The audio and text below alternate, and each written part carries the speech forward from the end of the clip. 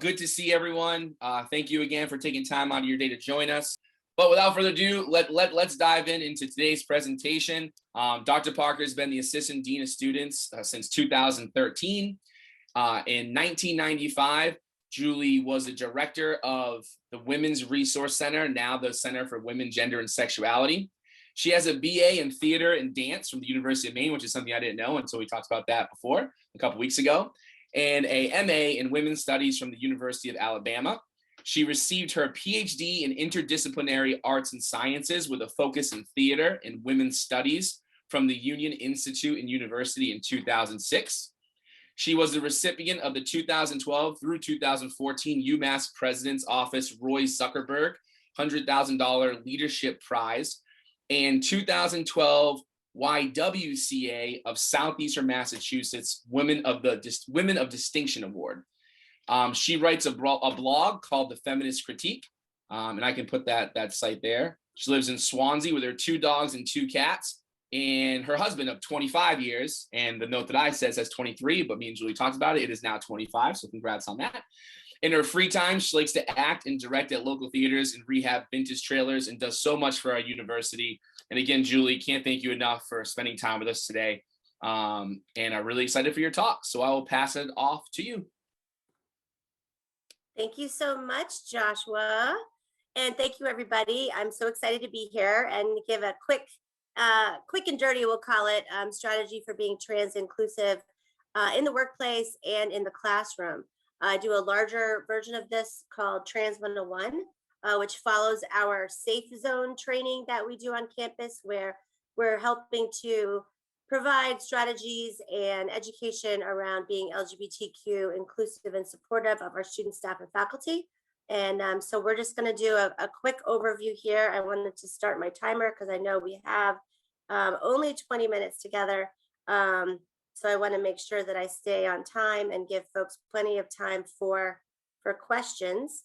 So basically, the idea of this this Corsair chat is for folks to just become comfortable using terminology, that's supportive of the transgender community, how much language is important, and then certainly being a supportive advocate for trans students, gender nonconforming students, and then how politics and policies and issues in the United States affect these communities and these people. And a basic understanding of the complexity of identity and identity formation around gender. So to start off, we have a basic kind of Trans 101. So the term trans is a umbrella term for transgender. And not everyone who identifies as transgender actually uses that term or will have hormones or surgery. And there's all kinds of other names that trans people use and pronouns that they prefer to be referred with. For example, male to female, female to male, non-binary, demigender. I'm just throwing out a few of them that you can see here on the screen.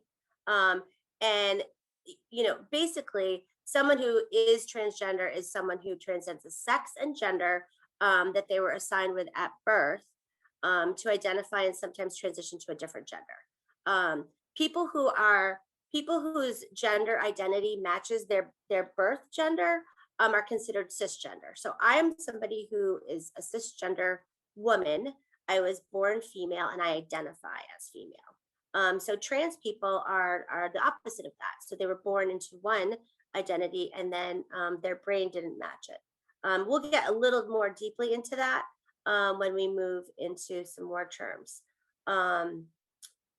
So while it seems, I think in some ways that these terms are relatively new, the term transgender was coined in the 1960s, and it wasn't until the 90s that the term cisgender was used.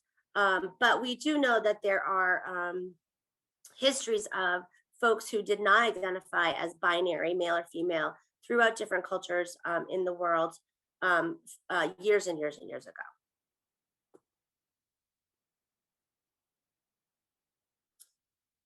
So these are just a couple things to think about. Language changes quickly and constantly. I will say I was not using the term cisgender when I first came to do this work, when my office expanded from the Women's Resource Center back in 2011. So there's a lot of words that come up, and that, it's part of us to continue to do this kind of education. Like, it's not a one and done, because there's always some words that are new, and that are preferred by people who identify as trans, and it's important that we understand and accept them. All right, so this is one of my favorite slides that I use for this workshop. It's called the gender unicorn. And the idea of it is basically that, this represents all the ways in which we play with, gender, identity expression, throughout throughout the human experience, right? So basically, this is a scale that looks at one side to the other around identity, expression, the sex assigned at birth, physical attraction, and emotional attraction. So gender identity, very clearly though, is very different from sexual orientation, or who you're attracted to. And I think that's really important. In this slide, you'll see the heart, right? The heart is who we're physically and emotionally attracted to.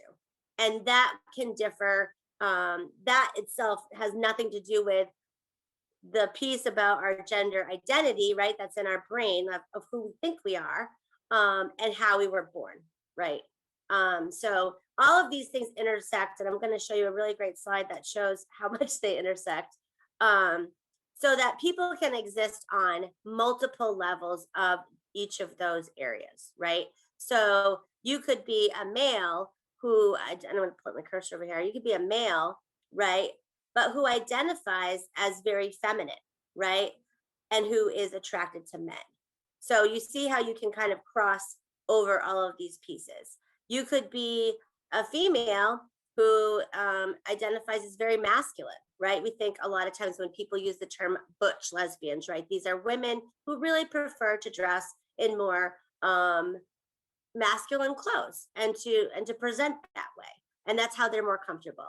So I know this is a lot going on in this slide, but I think it's just a good kind of snapshot to see what the areas and the intersections are, as well as the fact that many of us exist on these different continuums at multiple points throughout our lives, right? We're not always just on one fixed state.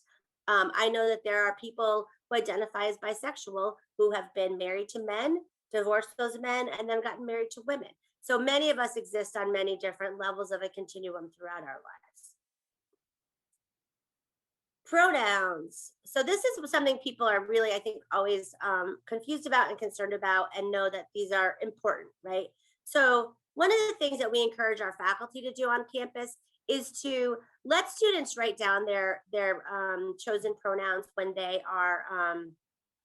first come to class in the beginning of the semester.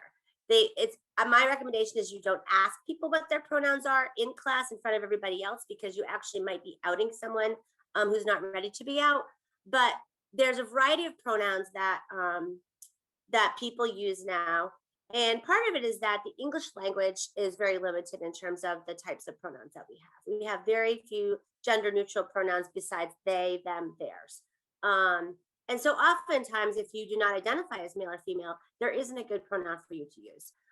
So part of the trans movement has been to include they, them, their, and a lot of people use those pronouns now, as well as the here and zir, which you may be seeing at some point. And sometimes they're really challenging, right, to use them, because sometimes if you're looking at someone, and it's almost like your brain is saying, well, this is a female person, right? And maybe it's not. Maybe it's somebody who does not identify as female. So it's often best to, just ask the person what pronouns that they use. I think a lot of us are modeling that now at the university. Zoom has been very, the pandemic's actually been helpful, because you can identify what your pronouns are if you're comfortable doing so on your Zoom name. And I think it's really important that we also look at the ways in which this can be challenging. One thing I always recommend to people is, if you're not sure about someone's pronoun, just use their name, right? And so if my name is Julie and you can't remember to use her or she, when you're talking about me, just say Julie. And I find that that can be really helpful as well. Okay. I know we don't have a lot of time, so I'm just going to show you all of the terminology, and you can look it over. And I'm gonna mention a couple that I think you might not know, and then at the Q&A piece, you can ask me more about others. So these are the basics that we've talked about already. Male to female means that you were born male at birth, and then now you've become female, and vice versa. Non-binary means you do not identify as male or female. Genderqueer means a lot. It's similar to non-binary. I'm just a queer in terms of my gender, and I don't identify with either or them. Gender fluid means that maybe one day you identify as she, another day you identify as he. Cisgender, we talked about, is someone whose biological sex matches their brain and who they think they are. Transphobia is the fear or hatred of trans people, and is the reason for a lot of violence in our culture that I'll talk about briefly. Intersex is someone who's actually born with male and female genitalia, and that's very common in the United States. And we can have a whole nother workshop just on how the medical establishment has really done intersex people wrong for years and years, making decisions about babies' sex when they're babies, and then they grow up and realize, wait a minute, that's not actually who I am. Two-spirit is the Native American tradition of people who are intersex or who have two binary identities within them. And stealth is people who can pass, right? So people who are trans, but you would never know. I think it's more common in trans men who are particularly on testosterone, because it really transforms the body into a very male identified body. So a lot of people are trans and you don't even know it. We can talk more about those when we get to the Q&A. These are just some terms to avoid. So the word transvestite is out of the vernacular now. It's better to say cross-dresser. The word tranny is just straight up, don't ever say that word. Hermaphrodite, again, that is, we talked about intersex, a real man, a real woman, a biological man, sex change operation, and honestly, even gender reassignment surgery is kind of starting to become off the words, and it's better to say gender affirmation surgery, right? Because you're affirming someone's gender of who they really think they are. Just a couple pieces on cisgender privilege. So thinking a little bit about the things that you can do as a cisgender person that trans folks can't. Certainly the whole piece about going to the whole bathroom issue, of course, is huge. Strangers will never ask you, what kind of genitals you have. People won't consider you a medical marvel, and you don't have to defend yourself. If you're murdered, your gender expression is not going to be justification. The whole issue of prisons and where we place people who are trans. We talked about public facilities. And then these are just really some of the effects of transphobia in our country.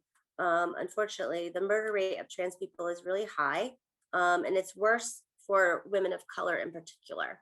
If you can look at this chart and you look at just my three pieces at the bottom, we almost doubled the murder rate last year for trans and non-gender conforming people. And this is people that we know identified as trans or that someone knew did, because oftentimes there are murders of trans folk who, they don't say that that's the reason, or they didn't know that they were trans.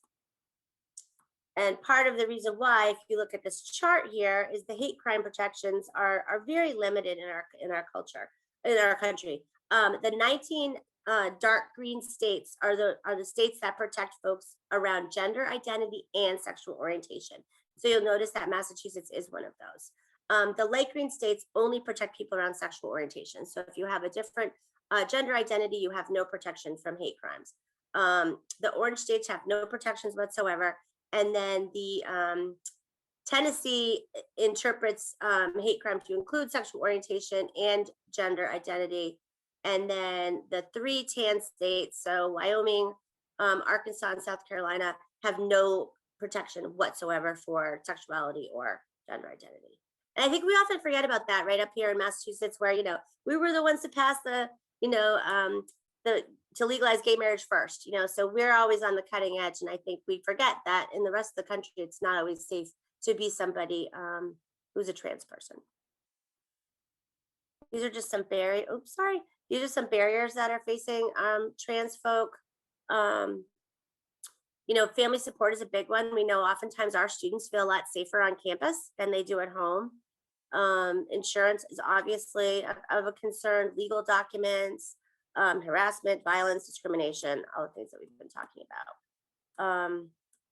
And trans people come out just like LGB people come out, right? So they have to decide when and where they're going to disclose their identity. And it's a long, difficult struggle for people to do so. They don't always do it right away.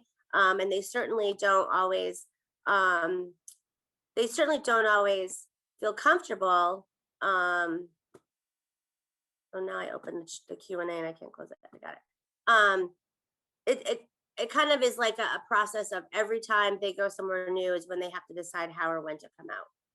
And one thing to know about people who come out to you, whether they're trans or whether they're LGBT, is when they come out to you, they're coming out to you and nobody else. And so it's really important. So here's just some action tips for us to think about. Don't assume that someone's trans. Be careful, like we talked about outing, disclosure. Understand what's unique about coming out as trans. Don't tolerate anti-trans jokes, remarks. Ask if you don't know someone's pronouns. Don't ask about their real name, their genitals, their surgical status. These are all things that seem like they, of course, but I think sometimes people think that they can ask anything they want to trans folks. And then finally, don't be afraid to, make mistakes and just say, oh, I'm so sorry. I really just apologizing instead of really like panicking when you do something wrong is the best way to say to someone, oh, I'm sorry, I misspoke, or even don't apologize. Just say, that was my mistake. Let me correct myself. And here's some resources that we have. I know that Josh is, I believe, recording this. So there's a list of places in the area as well as outside of campus where you can get more information. So I'm happy to take some questions now. And I think I will stop my share. Awesome. That was great. I got 4 minutes left. Is that right? No, you were efficient, you were informative, and you were amazing. So great job. So this is a time where if you have any questions, you can put them in the Q&A, and we'll have Juli answer them, not ask them. She will answer them. The first question we want to start with is, how trans-inclusive is UMass Dartmouth? That's a great question, Josh. Thanks for asking it. So I think, we are trying really hard to be as trans-inclusive as we can be. One of the first things that was really exciting that we were able to do on campus in 2009, no, I'm lying, 2009, 11, 12, 15, 13, 15, was we opened 64 gender inclusive bathrooms on campus. So the big goal was to make sure that students who identify as trans or non-binary felt comfortable using bathrooms, right? Because everybody has to pee.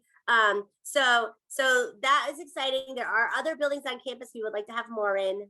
There's a couple buildings in particular that I think really need them sooner rather than later.